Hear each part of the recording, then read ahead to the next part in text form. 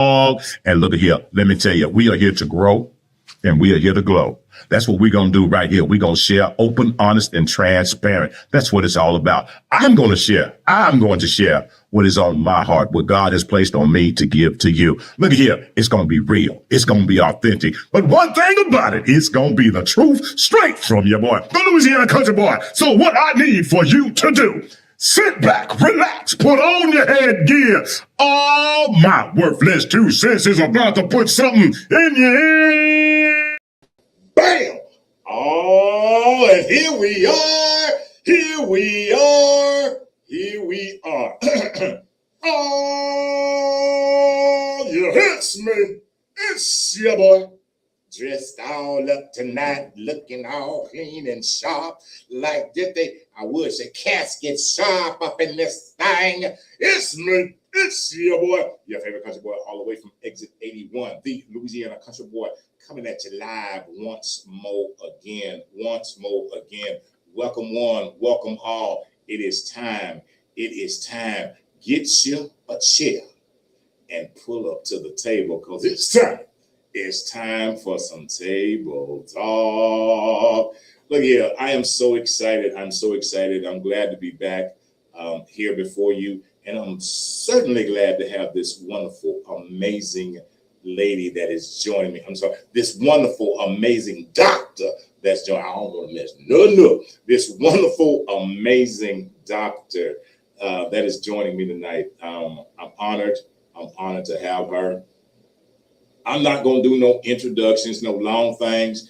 And the reason the country boy don't try to introduce nobody is because there's so much about her that I would miss something. And then she would be looking at me side-eyed. And then I ain't trying to have her look at me side-eyed. So me trying to introduce her, I could never, ever, ever, ever give her the honor that she deserves, who she is, what she's done, what she's accomplished, what she's gone through, what she's survived, because she's on the other side of some things. Yeah, I'm going to just tell you right now, even a doctor can be on the other side of some things other than a patient. But I'm just saying, she on the other side of some things. And it is an honor. It is a privilege that she has chosen, because it is a choice. Some people don't think anything we do is a choice, but it is a choice. And I'm honored that she made the choice and said, hey, country boy. You got a spot at the table, country boy. I said, and I do. And I am glad that she's here. So before I bring her, there's a couple of things that I must do. First, the first one is this, to say thank you. Thank each and every one of you. Thank you for your years of support. Thank you for being here. Thank you for believing in what God has given. Thank you for each time you pull up to the table. I don't care if you pull up here for a minute. I don't care if you rolling by and say, that old big mouth again, and you stroll on. It don't even matter. If you come and sit, I thank you. I thank you for allowing me, us, whoever my guest may be, to come and to pour, because that's what it's all about. It is all about, I know this, that anything that any of us have ever gone through is not for us. Anything that we have survived is not for us. The things that we have gone through was to show somebody else that they can. See, I know this for a fact, that for some people, we are the only lighthouse that they will ever see. Maybe y'all will catch that when you get to the house. For some people, and I don't care who you are, understand this. You are the only lighthouse that those people will see. What that means is they're looking in the fog of their life, in the dense fog of their life. You are the lighthouse. Where will you lead them to? All right, other than that, old country boy, I'm done. Now I just got to do what I'm called to do. What this platform stands for, bottom line, is to be able to offer encouragement, uplift, and support others. So before I do anything else, Doc, I got to peel my hat back, rub this old head of mine, and I got to do this right here. Dear Heavenly Father, thank you for this day. Thank you for your grace. Thank you for your mercy. Thank you for allowing us to come here once more again. But God, I pray that there's something that is said that touches someone, that enlightens someone, that encourages someone.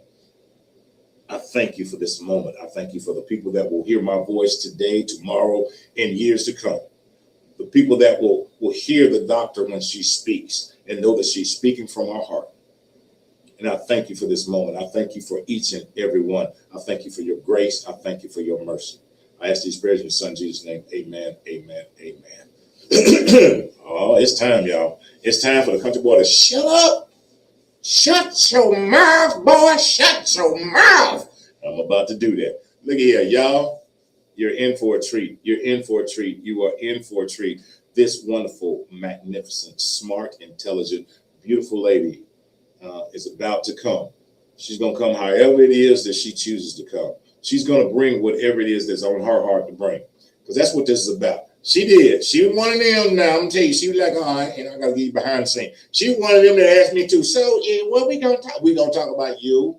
Is there anything I need to you? That's it. So, but man, this lady has done so much, has accomplished so much. She's a wonderful, amazing person. And again, I am honored to have her. So for each and every one of y'all, do me one favor. What, country boy? Oh, sit back, relax, put on your headgear. Dr. Heather is about to put something in your ear. Welcome, Doc. Hey, well, huge honor to be here. Thank you. It's a privilege to join you.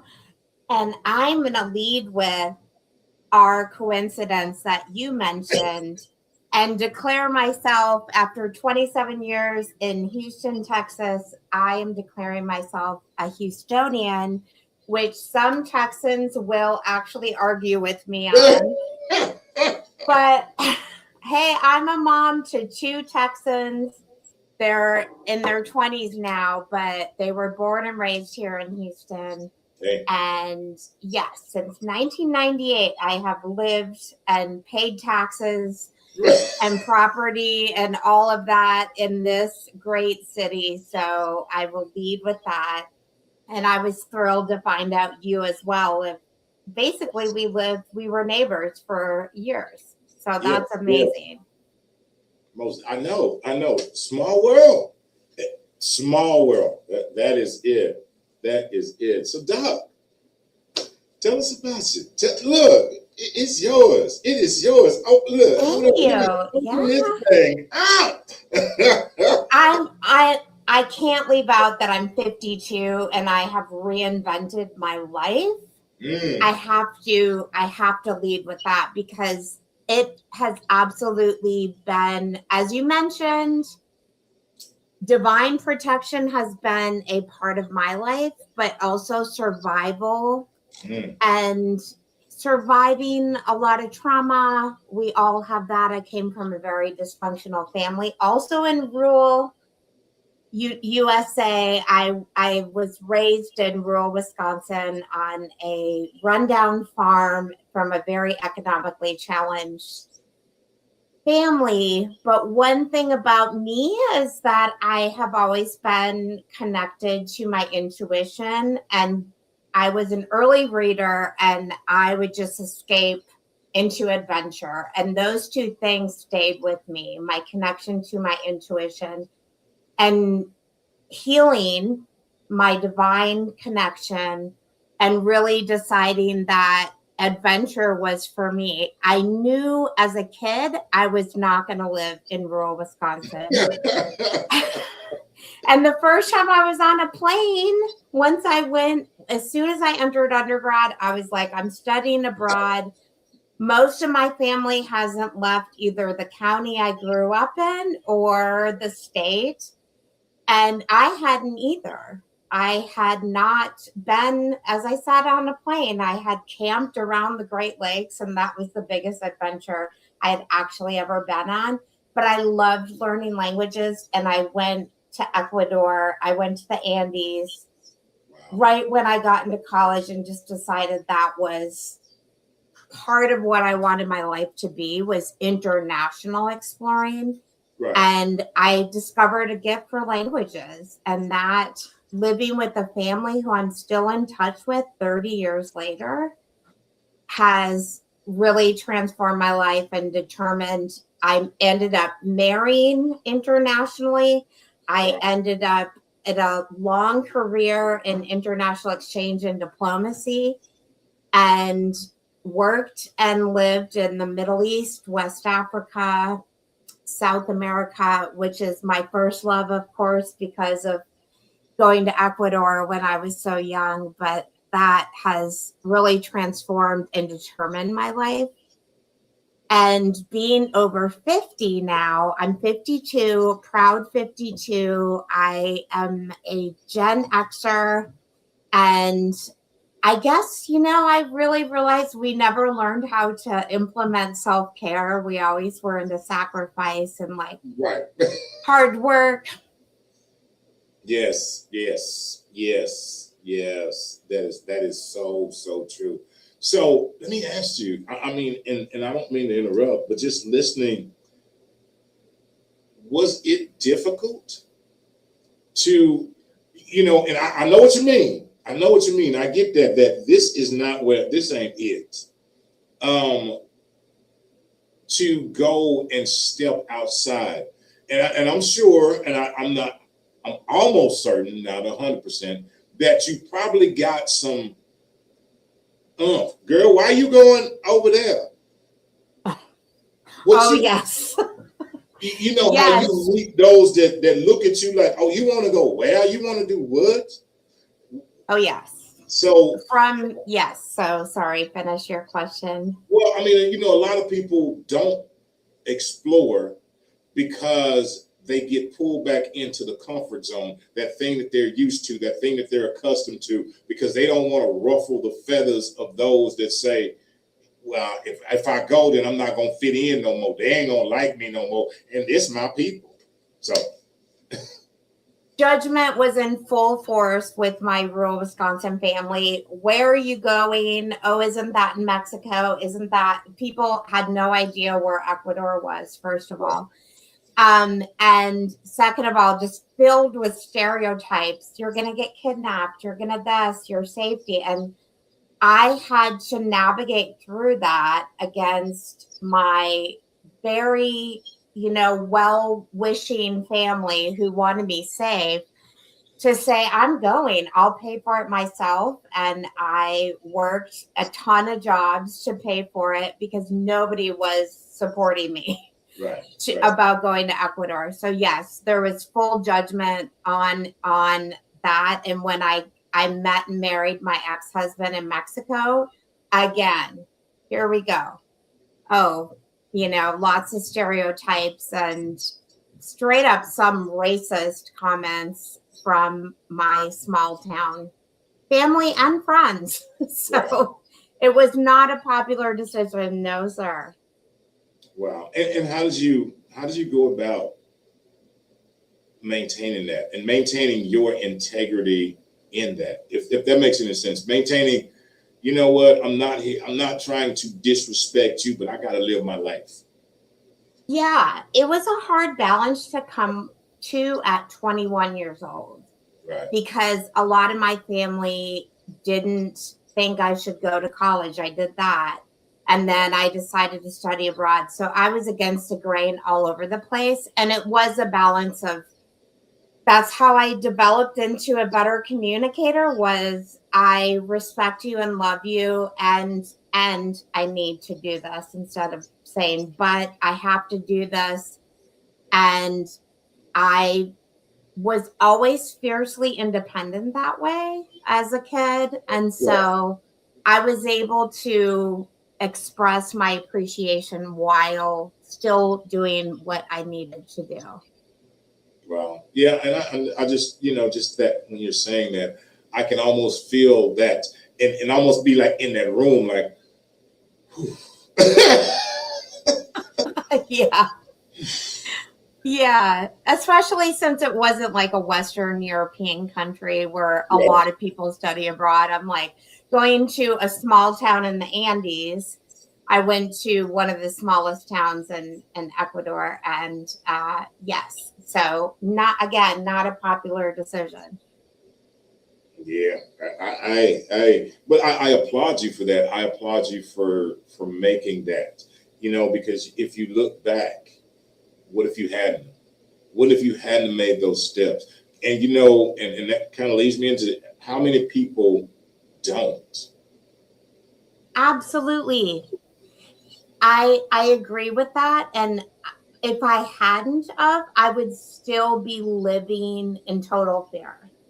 And that sort of thinking, the post traumatic stress and the fear is what drove me a lot of my life. I discovered two things as a kid, that I was good at school and good at work. And that's all I thought I was good at. So I decided to work to get out of the rural Wisconsin area and to study to do that. And those were always my goals. And I have to say, I was still, like I said, I would look around a farm and, pigs, cows, the whole bit, and was like, this isn't for me. So I had that early connection to my survival instinct and my intuition, and fiercely a love of adventure. And I knew that I wanted to live my life with purpose Yes, and yeah, intention.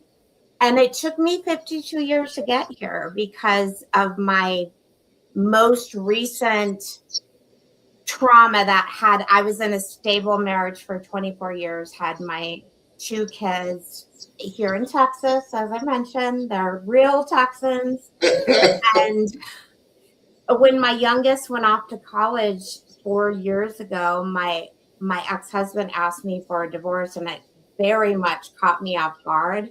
wow. I had visions of reconnecting as empty nesters. Our youngest was off in college now, and that was just the antithesis of what happened, and I wasn't prepared for it. And my first thought was, I'm 49, I'm too old to start over.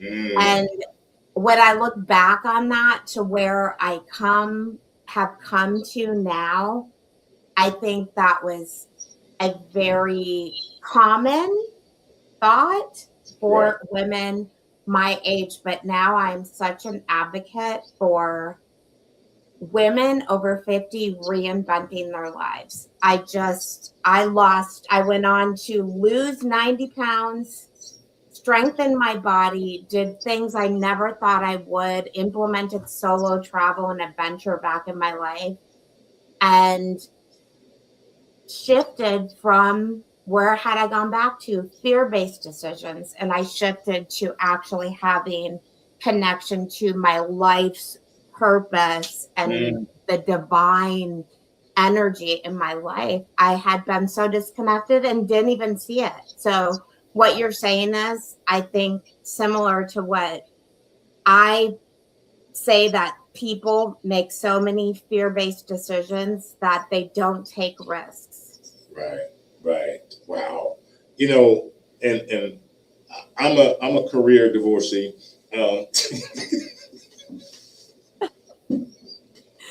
I take it you've been divorced more than once. I've had a few successful ones. Okay. Okay. All of mine have been very successful. Yes, and saying that, can you, if you choose to, walk us through that? Because it's not something. Now, none of mine were that long. Okay, now if you combine them all, I probably got that many years, but just singularly, no. But to spend that much time and have, and as you said, okay, now here's this vision that, okay, the kids are gone, and now, man, we can connect and do these things that, and then it's like there is this poof. Yeah, so I had to, at first, I sort of had a victim mentality, like this is being done to me, and I kind of went back into trauma responses. And I had come so far from that. I just thought, what if what if I see the opportunity? And I looked at how much energy I was wasting on things I could not control. Oof. And I redirected that energy into absolutely reinventing my life. And I had remembered that feeling of adventure when I was younger, and going back to that purpose and intention was my goal. Right. And it was a combination of course, I've been to therapy a million times, but it was the addition of really feeling like it took me 2 years to get there. I'll be honest. And I had to take responsibility for my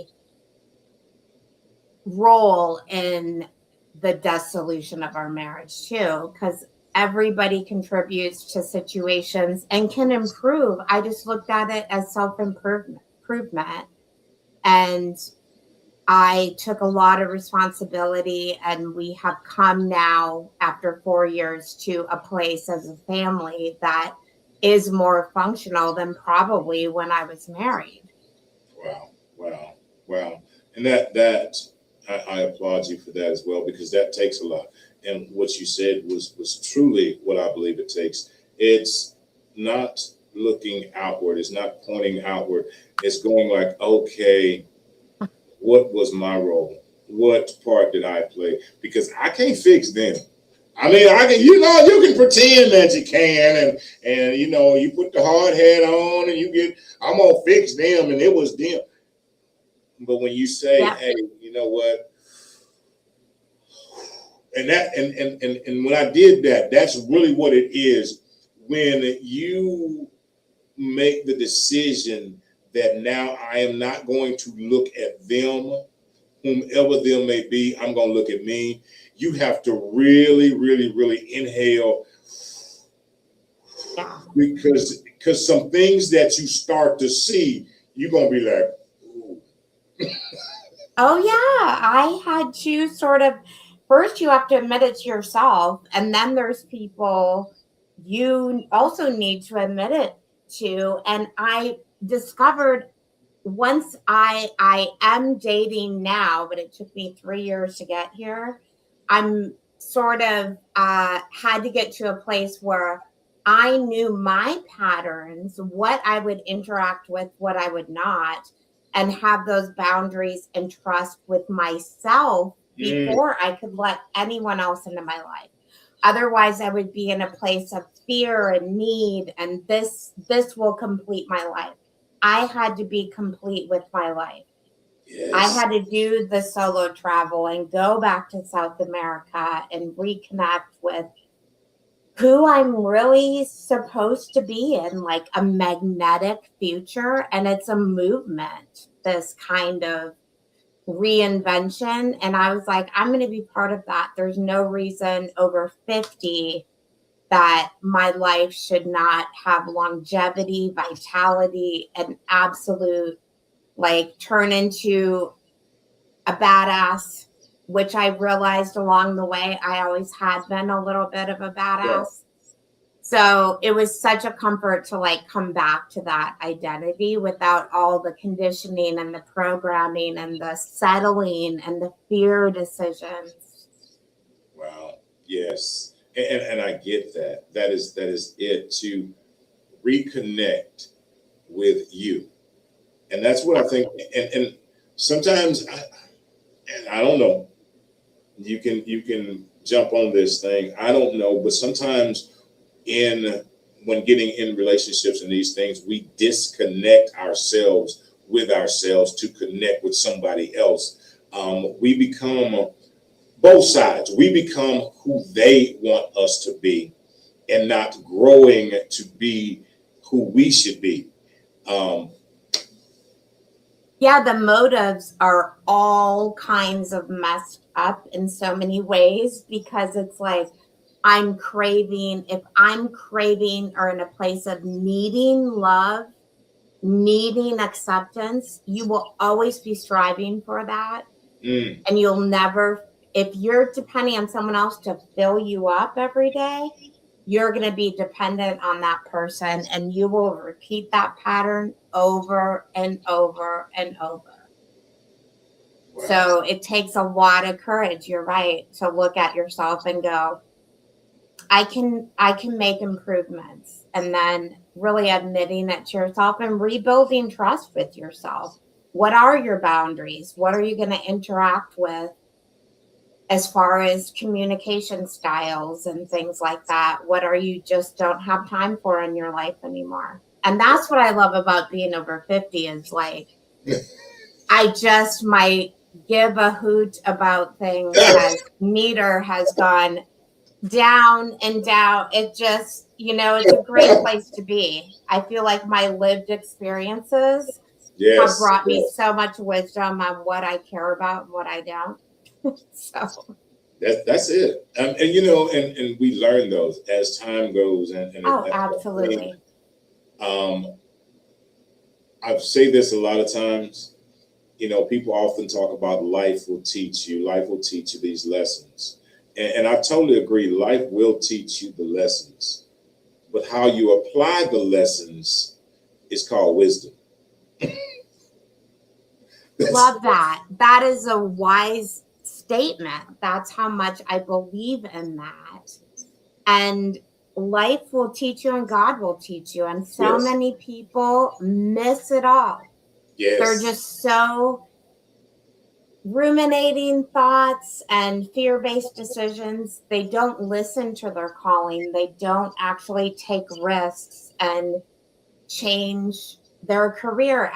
I changed my career at 51 years old after 20 plus years in the same company. I never would have done that if I hadn't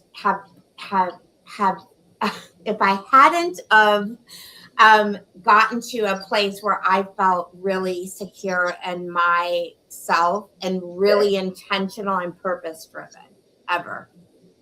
That is, I'm going to grab something you said earlier, and that one got me really good. You said, learn to trust yourself again. Whew. Yeah. Learn to trust yourself again. Because when something happens, or this or that, then you start to lose trust in the decisions and the choices you make. Absolutely. You stop believing in you. Absolutely. Wow. That's correct. You have to build boundaries with yourself. It all starts with you.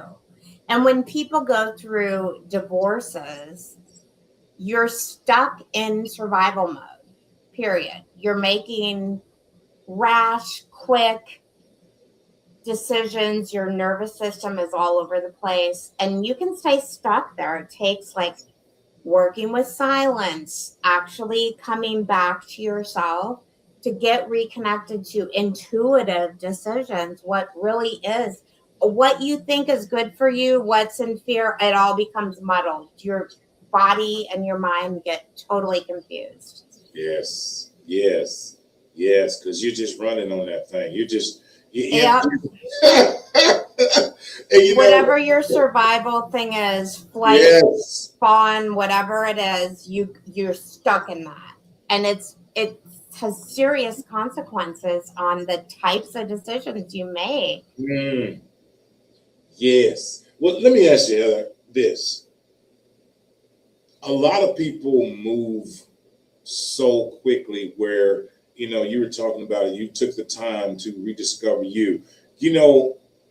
A lot of people look for a Band-Aid to heal that trauma wound instead of taking the time to naturally allow it to heal. They don't take the break. They don't take the moment to sit back and breathe. And they just go like, or they go into that mode that you're talking about. That just, instead of just, how does one accomplish that? Or how did you go about it?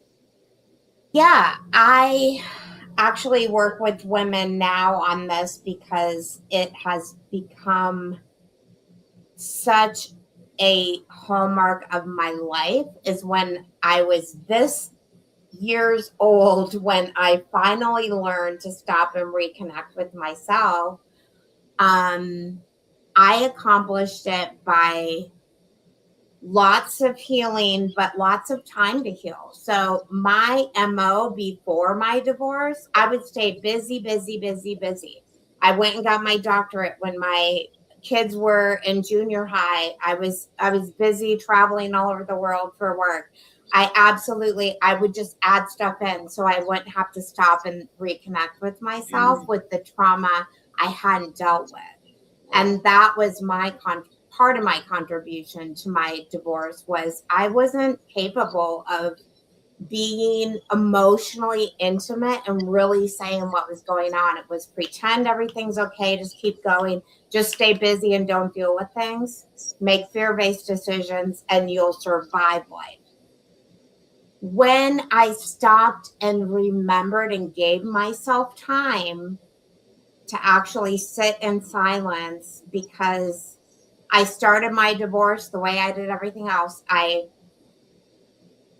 decided to sell the house. I was looking for houses. I had a lawyer. I had this. I had my team at work was great. And I was still managing and overachieving in every area of my life.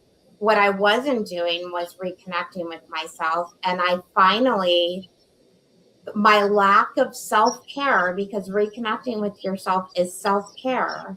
Yes. My lack of that finally came out in a dormant autoimmune disorder that I had for years that came out. It's a serious, I've sometimes diagnosed with ulcerative colitis and sometimes Crohn's, but it came out with a vengeance, and that helped me to stop and wake up. That's what'll happen to your body.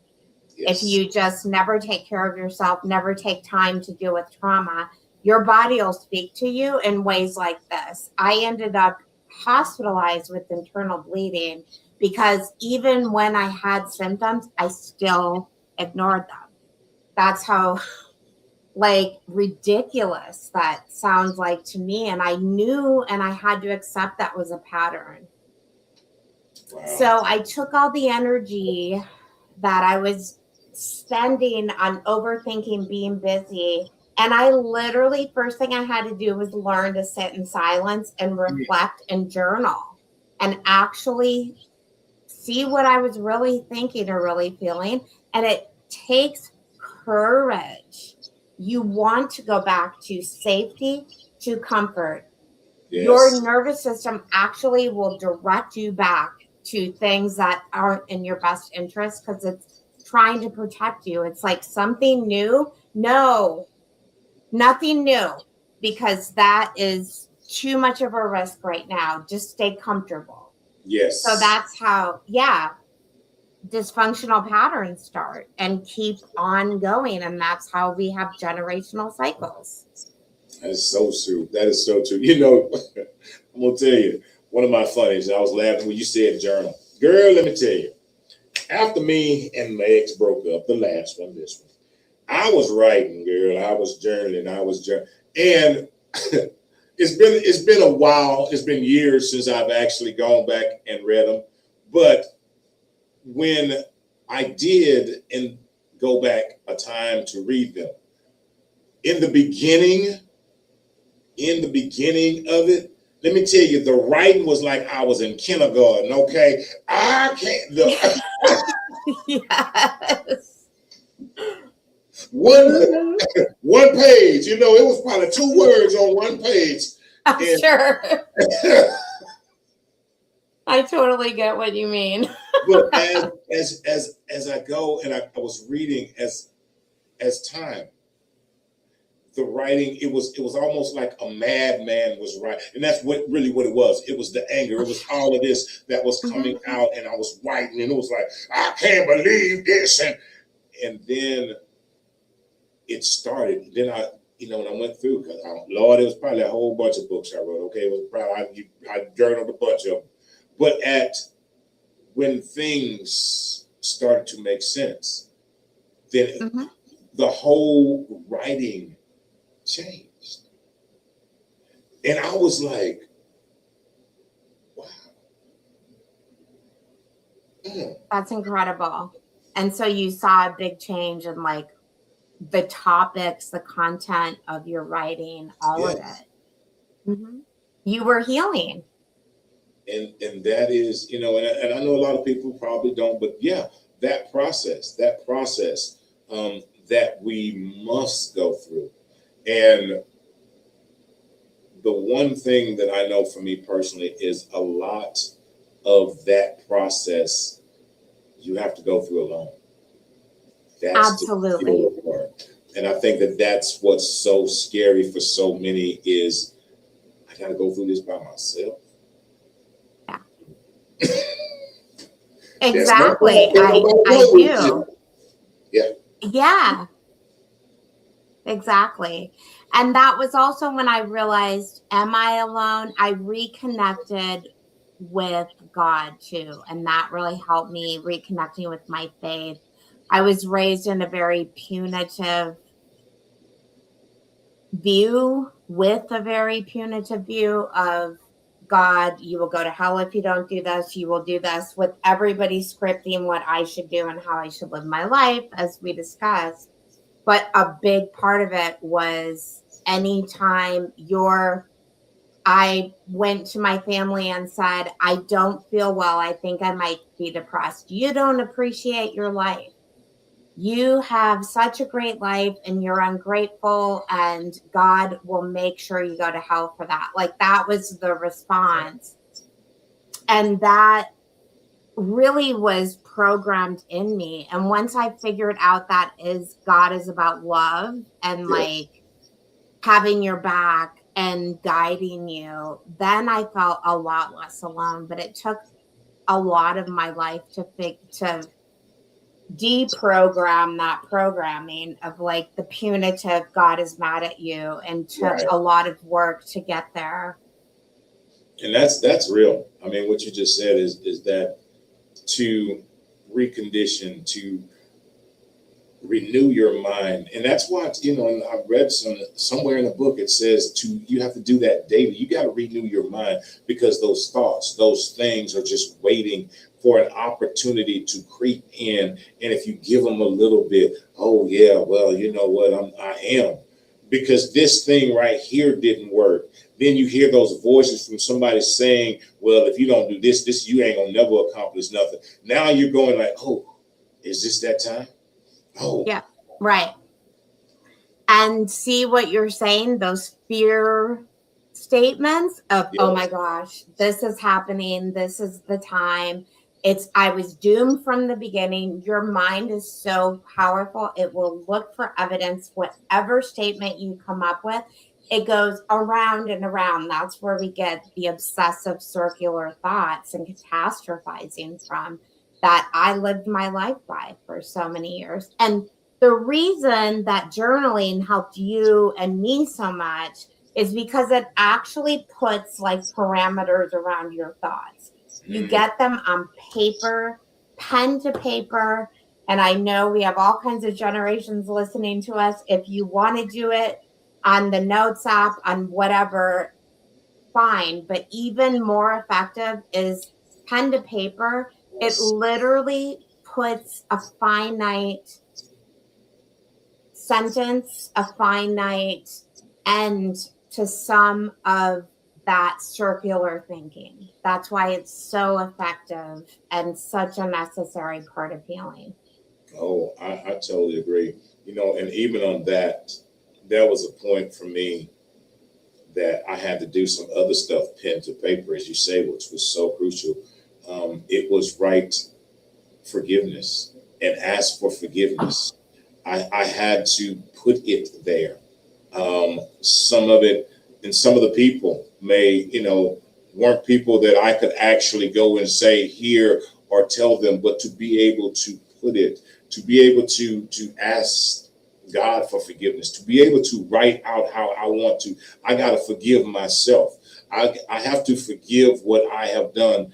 And And here's the thing that I learned, and you can expound upon this, is that I wasn't saying if I've done something. No. It was simply forgive. Not if I've hurt you, not just in case I did. For what I did, I'm asking for forgiveness. It ain't no if, it ain't no maybe, if possibly. It was what I've done. Please forgive me. To get that cleansing. Absolutely. Absolutely. If you're not owning your stuff that is dysfunctional and you're apologizing, like my biggest pet peeve is when someone says, I'm sorry you feel that way. You're actually not apologizing. You're labeling their feelings. And Yes. anyways, really owning what you are saying, like, forgive me for doing this. I know it impacted you, is the most courageous part of really coming into your integrity and living a value aligned life. And part of that is owning your crap. And people have such a hard time doing that because a lot of people stay stuck in victim mentality. This was all done to me. And then you don't focus on improving yourself, but asking God for forgiveness, your ex-partner, your partners, your kids, whatever, is one of the most healing things for them. But it also says a lot about the strength of your character. It is real. It is so real, because I personally knew at a certain point I couldn't go any further because that was a string tied around my waist. It was the unforgiveness. It only allowed me to go so far. I could never reach my full potential because every time, without the forgiveness, it would just pull me back. Absolutely.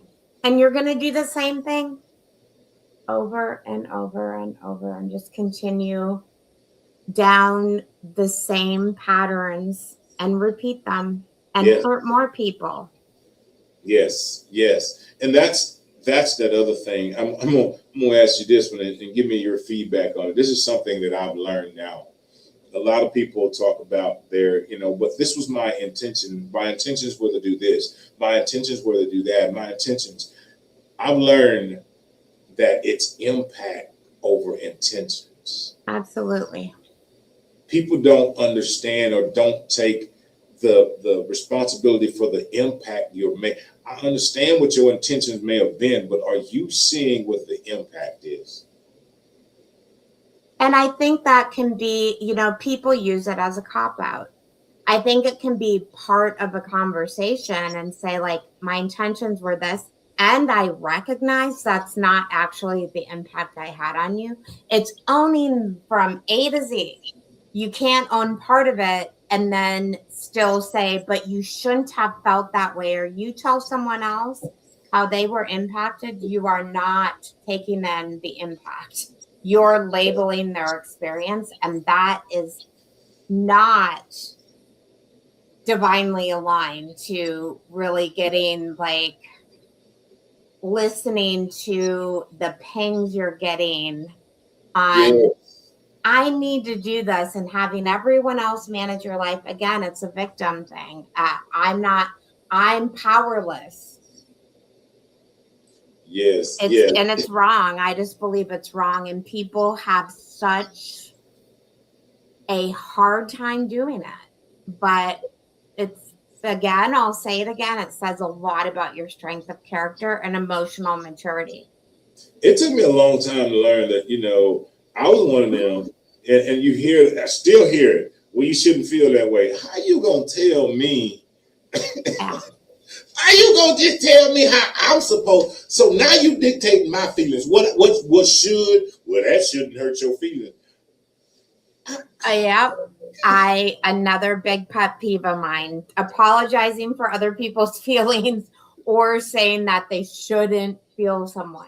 Yes, yes. or you ain't over that by now?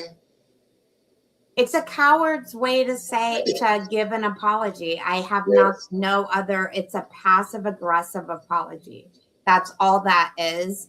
I would rather not get an apology than someone sort of low key throwing in a criticism about me, like you shouldn't have been mad about that. That's not, and then equating that to an apology. No.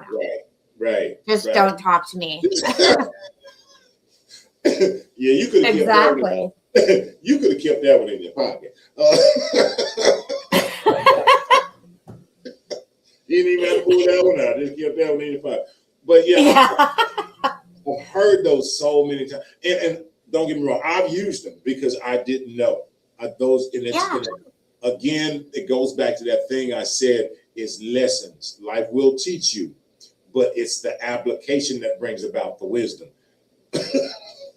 That's exactly right. It's a living demonstration of your philosophy of life. Absolutely. And it's also, to add to that, like it's wisdom and it's continuous learning. Some people at 60 or 70 years old aren't actually interested in building their mind, body, purpose in life. It's a continuous process. You're never done.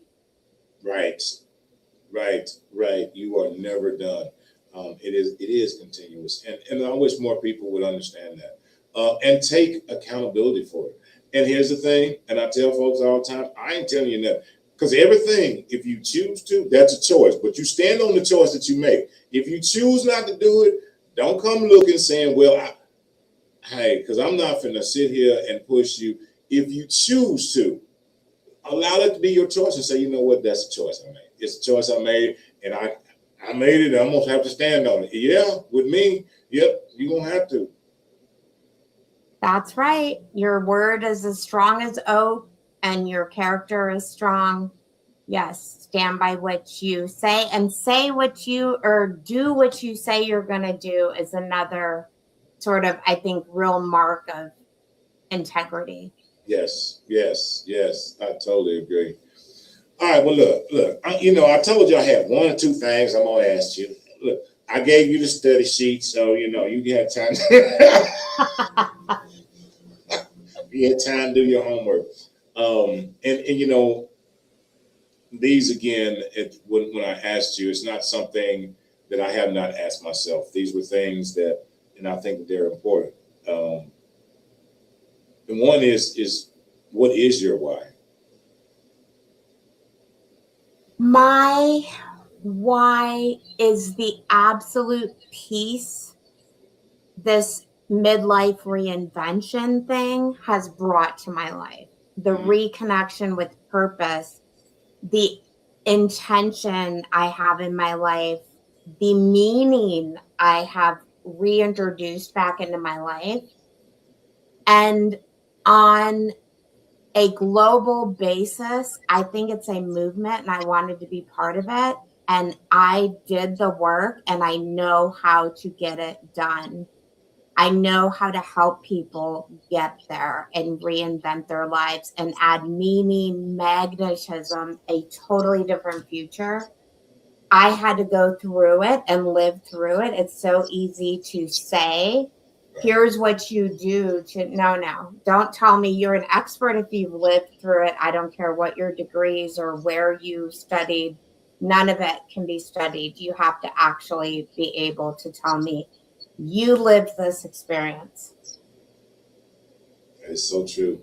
Nothing compares to a lived experience. Exactly. Wow. Is that? Whoo, my goodness. Whoo, my goodness. And then I have to ask you, the other thing is, we talked about this as well. When you remove the doctor, when you remove the mother, when you remove the daughter, you remove the aunt, the cousin, the wife, the girlfriend, when you remove all of those things and you take all of that and you peel it away, who are you? That is such a deep question, and I love it because it is deep and it's challenged me to really think about this. Because at first, when I removed all my labels and what I was conditioned, again, I was a wife, a mother, this, that, a professional, I had these accomplishments. I really stripped that away. And here I was on my own, feeling like a scared kid again. Mm. So, what I love about are some of the things I did learn as a kid that still are with me, that I think continuous learning is given my life so much purpose, and that I'm a huge nerd. I love learning everything I can, and that will never stop. Right. And I'm really driven by purpose and my faith. And that has given this season of my life like a lot of meaning. And I have self-respect and judgment that I think can only come with wisdom. Wow. Wow. Now that's amazing. Okay. Love it. I love it. I love it. And then I will ask you this. If there was a message from you that you would want to leave, that you will be leaving to the generations and generations and generations to come, what message do you have? I think it's the biggest fear of mine, and don't let it be your biggest fear holds you back and you get to this point. My biggest fear is regrets on my deathbed. Wow. And that thought, please think of when you're on your deathbed, are you going to want to have apologized and owned your crap that you didn't and ask for forgiveness? Don't make it a deathbed conversation. Do it in the present, and it will give your life so much meaning. And though I've released a lot of fear, I do keep that on my fear list because it prevents me from taking, it actually motivates me to take risks and to find meaning in my life, because I don't want to be alone thinking, I have done so many things that I wish I could communicate with X, Y, or Z, and they're no longer here. Don't leave things unsaid. And that is one thing I told my kids was like, don't leave things unsaid. Say the hard things. Have the courage to do it. Wow. Wow. That's deep. That I've never thought of that, but don't wait until your deathbed. Yeah. Wow. That's It makes me emotional because I don't want to be sitting there or lying there rather. And that is a fear I have, is I won't be able to say the things I was meant to say because that person is no longer here, or I have such a long list of regrets right. that I look back on my life and realize I missed all the lessons. I didn't build my wisdom. I didn't build purpose and take risks and release fear. Wow. I just want other people to know that if nothing drives you, think about that. That's amazing. Wow, Heather. Woo, that one got me, girl. That woo wee. Yeah, buddy. Yeah, sorry, it got me too. My voice was cracking there. That one was Yeah. rough. My goodness. Well, let me throw this last one in, and then I'm going to give it to you to tell the people where they can find you, where they can all the stuff that you offer. But here's this question: as you sit here today, Heather, Dr. Heather, at this moment, at this time, looking back over Wisconsin, looking back over all the Middle East travels, looking back over the children, the relationships, the careers, the things that have changed in your life. As you sit here today, if you could look at that one thing and say, yes, what is that thing that you would say that you are on the other side of? Of course, mothers are going to say their kids, but one thing I continually have come back to that's a positive pattern in my life is taking the time and knowing the importance, that deep knowing that you have, that you need to be connected to your intuition and have the courage to listen to it. And I have had that courage. I don't always do it. I've lived in fear for many years, but if something's giving me a ping, I kind of feel like it's a divine ping that I need to change my purpose. I will take risks, and I've gotten better and better at it. Wow. Amen. Amen. Well, look, Doc, take this moment, take this time, share with these people your business, your organizations, where they can find you, how they can contact you. It's your show. Go ahead. I'm gonna sit over here. I'm gonna sit over here and look pretty. Go ahead. Yeah. Well, thank you so much for the opportunity. I absolutely made the hugest risk, took the hugest risk when I left, as I said, my career of 30 plus years, because I had one of those pings. And here's what I did. I started an LLC. I'm the founder of Reignite Collective, and I help women find purpose after divorce. We've all been in the messy middle, and we've been programmed to survive divorce. How about thriving? How about becoming magnetic and living the life you've always meant to live? This Yes. is your purpose in life, and that's my purpose in life, is going on that journey with you and making sure you get there. That's what my company's all about. Wow. Wow. So, and where can they find you at? How can they dial you up and send you messages and send you money? Whatever them folks do, they just. Yes. Well, you can see my name on screen. I'm not sure if we can include it in show notes or anything, but my name is Heather Theisen-Gandara, Theisen-Gandara. And the name of my company is Reignite Collective, LLC. And I'm on social media. I have my email is heather@reignitecollective.com, and please contact me. Go to my website. It's Reignite Collective. You can tell I got that domain when I first thought of the name. And let me know how I can support you and your life's direction and finding your life's purpose and coming out of survival and really getting into meaning again. Purpose, maybe the most meaning you've ever had in your life. Yes. Wow. Well, Dr. Heather, thank you. Thank you. I greatly, greatly appreciate you coming and sharing and sitting here with the peach country boy. My pleasure. I love your energy. We are so aligned on so many things, including switching to, well, I won't ever switch from the Green Bay Packers, but I love your intro with the Saints. I have adapted, and it's not the Cowboys either. Hey. Two new teams here in Texas. There you go. Love it. I love it. I love it.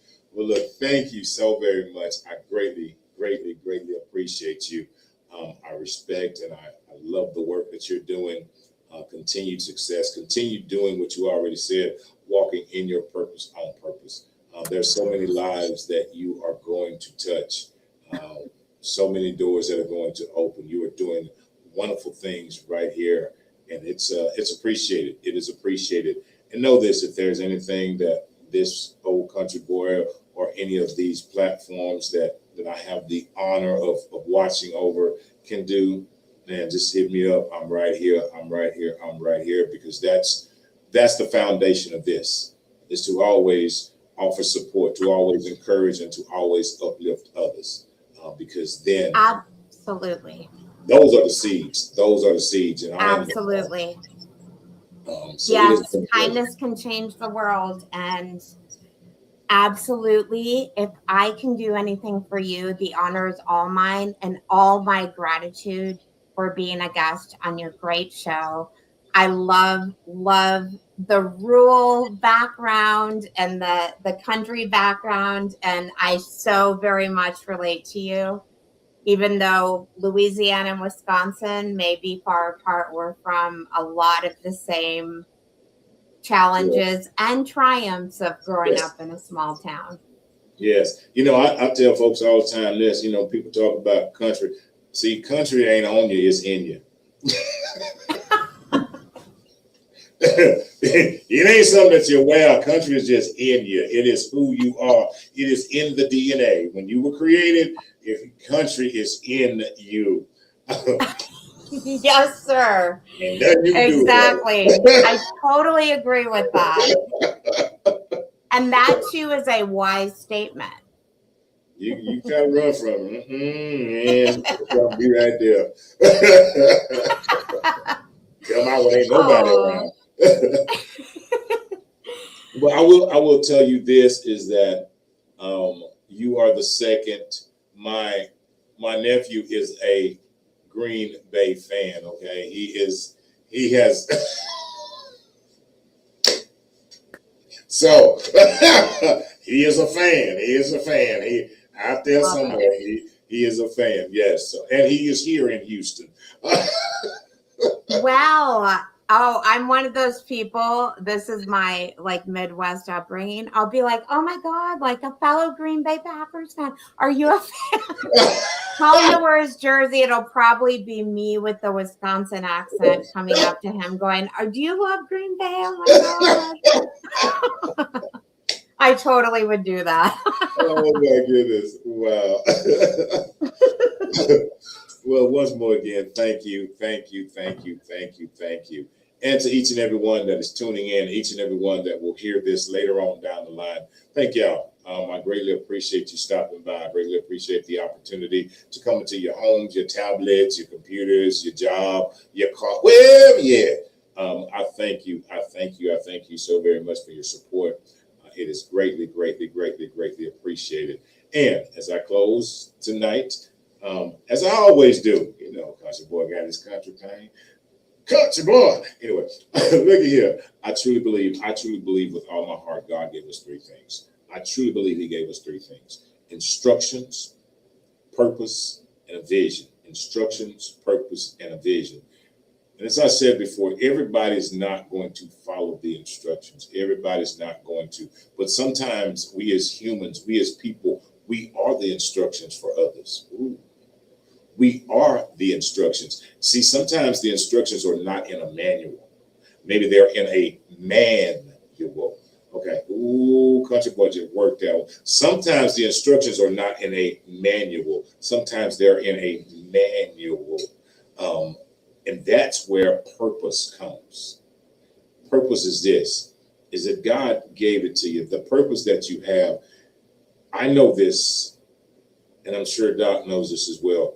When you're walking in your purpose, when you walk in your purpose, a lot of people will walk away. Yeah. Walking in your purpose, sometimes you will have to walk alone, but don't stop walking. Don't you stop walking in your purpose is because somebody said, oh, you want to do this? You think, walk in your purpose. And the That's vision, wisdom. the vision that God has given you. Everybody won't see it because everybody's not supposed to see it. But let me just say this. Let me just clarify something. The vision that God gave you, everybody won't see it because everybody's not supposed to see it and they can't see it. But don't you hide the vision. He gave it to you. Just because those folks don't see it, don't stop believing in the vision.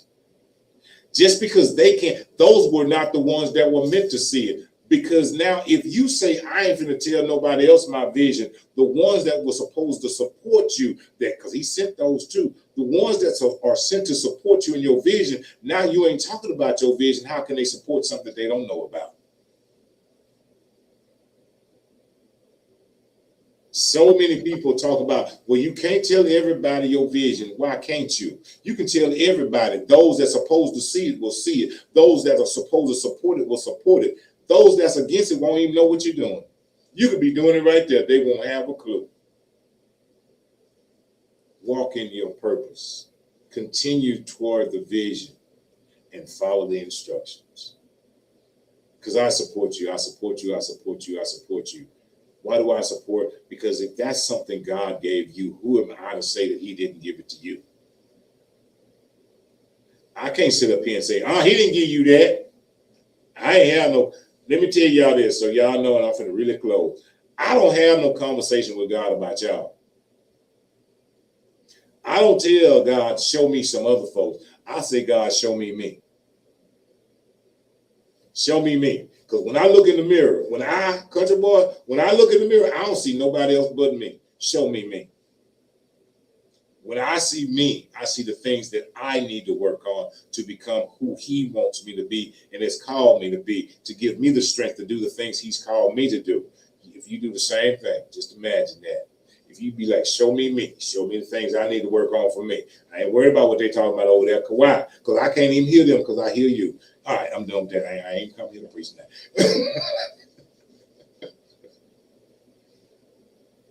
And lastly, but not leastly, as I close once more again, I thank y'all. But I can close as only the country boy can. Clear it up. Wait. I got to really clear it up. I ain't going to let y'all see that. Let me get a sip of this water because I might need some water. That's good. That's good water. Look here. Thank you once more again. I will be back. Y'all tune in to the Block 105. I will be on the Block 105 tomorrow while y'all driving home at 5 o'clock. Y'all tune in, listen to Country Boy. And then I'll be back Sunday at 953 Jams. Y'all tune in. Then y'all get the radio version of me. But anyway, look here. Oh, when you woke this morning, then you open your eyes, you cleaned out your ears, and you tried to hear. But the words of the country boy were just not clear. And if you were out there today, looking up, looking down, listening over here, and listening all around, but you still didn't hear these words, well, here it is. 8:17 Houston time.